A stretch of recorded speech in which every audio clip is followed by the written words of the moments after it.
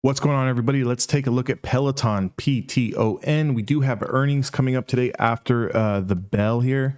One thing that we want to keep in mind here, so we did make this push off the bottom channel.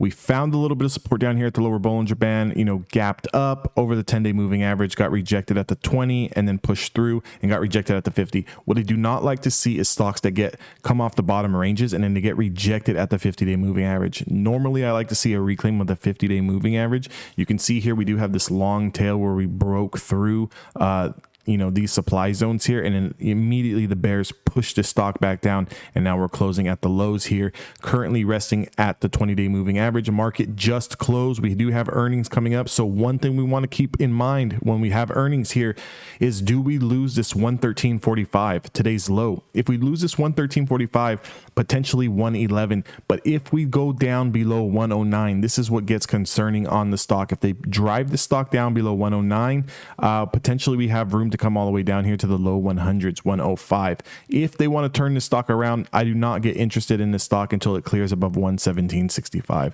So in the after hours, after earnings call, so forth and so forth in the pre-market, this stock needs to be trading over 117.50 for me to get interested in it. There is a small move there to 119, and obviously any close above this 120 can start, breaking out of this downtrend that it's sort of been on here for the last month and a half. The big macro picture on Peloton has a lot of work to do.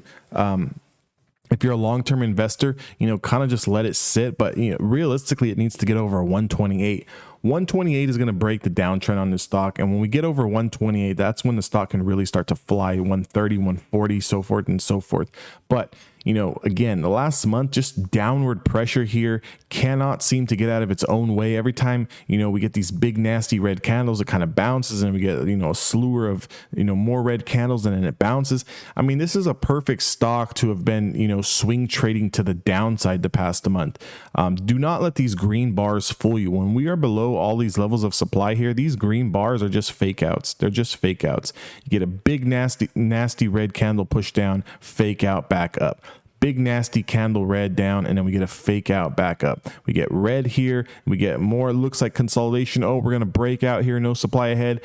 It gets destroyed, okay? And then it gets this dead cat bounce, and then gets destroyed, gets this dead cat bounce, and gets destroyed. What I really thought is when we came off this 105 area, this 1-2 gap up, 3 days push higher, that we were going to start breaking out of this nasty trend here. So let's just see what earnings does. Again, levels that you want to keep in mind, 111, and then anything below 109 is going to take us down to 105.